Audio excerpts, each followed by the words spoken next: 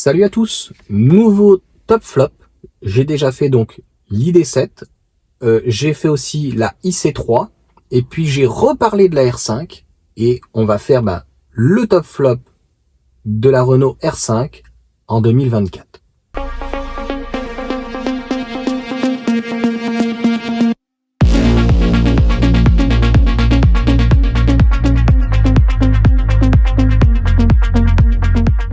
La Renault R5, elle va arriver en fin d'année.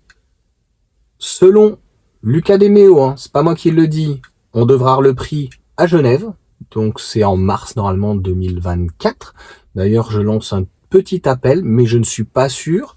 J'ai un ami pour le coup qui est à côté de la Suisse, donc sur Genève. Je connais bien le salon donc de Genève. J'y suis allé pas mal de fois. Et ça fait très longtemps que j'y suis pas allé. Ça fait au moins 5-6 ans. Et j'aimerais très certainement bien y retourner. Et à cette occasion, Renault va communiquer enfin les prix de sa R5 et on aura des précommandes, je ne sais pas quand, mais la production, les livraisons en tout cas, devraient pas démarrer avant la fin de l'année 2024. Comme tu le sais, ils ont du retard sur leur batterie, donc je sais plus si c'est Douai ou Dunkerque, en tout cas dans le nord. C'est ça malheureusement actuellement qui coince et que le Scénic finalement arrive avant la R5. Mais c'est clairement un top, top, top. Pourquoi? Parce que ils nous ont revu le prix. Si on démarre à 25 000 euros, c'est pratiquement, je dis bien pratiquement, 10 000 euros moins cher que ce qu'on fait actuellement au niveau des citadines.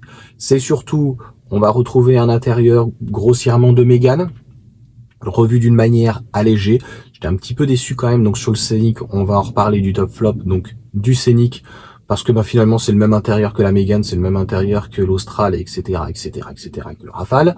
Donc là, la R5 reprend, si on peut dire, assez peu de choses de la Mégane. Elle reprend quand même le moteur qui est dégonflé, c'est pas le même châssis. Elle va reprendre certains codes, etc., le volant.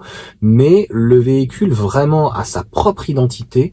On est sur du néo-rétro. Le véhicule, je pense, va être magnifique. Et je pense que tout le monde l'attend vraiment pour son style, à un prix raisonnable, accessible, je pense quand même, parce que 50% des gens peuvent avoir le super bonus. Le super bonus, on en a déjà parlé, risque de passer de 7 à 8 000 euros, voire peut-être 9 000 euros l'année prochaine. Donc, si on va dire un petit peu équipé, t'es à 30 000, tu seras un petit peu plus de 20 000 euros. Une Renault R5 qui a vraiment une gueule. Tu me diras franchement, clairement ce que t'en penses, mais extérieurement, intérieurement, au niveau du positionnement de prix, au niveau de la batterie, on est sur du NMC, on est sur des batteries LG qui savent gérer. J'espère juste qu'il y aura une consommation raisonnable. Le couple 130 chevaux devrait largement suffire. Elle va être développée aussi en 170 chevaux. Ma seule crainte, c'est que on espère que par rapport à ce châssis de la Mégane, je ne sais pas si c'est les pneus, j'en ai déjà parlé, donc avec les Goodyear, qui nous mettent des pneus, je suis désolé quand même, mais de qualité, pas des Prémacy ou quoi que ce soit. Donc il nous faut du sport, du Conti Sport, du Hankook, donc des pneus quand même avec une gomme plutôt un peu plus souple, et que la traction de la Clio, normalement, ce châssis-là est en capacité, c'est sur ce châssis qui est travaillé après donc les RS et qui montait jusqu'à 200 ou 220 chevaux avec le Elite 6 pour le coup en turbo. Donc à la base, un Elite 6 fait 130 chevaux, donc là on a un très gros couple. Donc logiquement, franchement, dis-moi où est l'erreur dans ce véhicule, intérieurement, extérieurement, au niveau des motorisations, au niveau de l'autonomie, la charge.